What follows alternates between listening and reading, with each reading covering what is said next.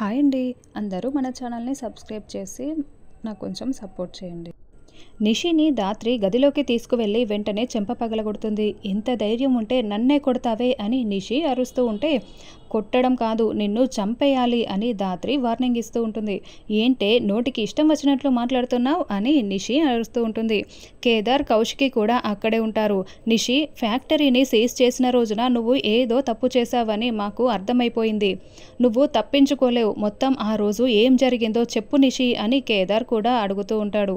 "అవును చెప్పు నిషి, నువ్వు తప్పించుకోవడానికి వీల్లేదు. అసలు ఆ రోజు ఏం జరిగిందో చెప్తావా లేదా" అని కౌశికి కూడా అంటే, "అవును ఇప్పటికైనా నిజం చెప్పు" అని ధాత్రి కూడా అడుగుతూ ఉంటుంది.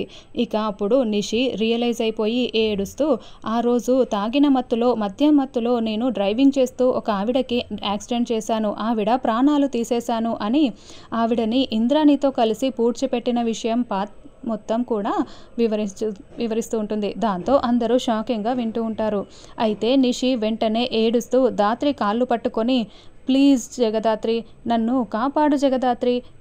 నేను తప్పు చేసిన దానిలా తలదించుకొని నా వాళ్ళ ముందు బ్రతకలేను. ప్లీజ్ ఏదో ఒకటి చేసి నన్ను కాపాడవా" అని కాళ్ళు పట్టుకొని మరీ వేడుకుంటూ ఉండడంతో ధాత్రి కొంచెం కరిగిపోతూ ఉంటుంది.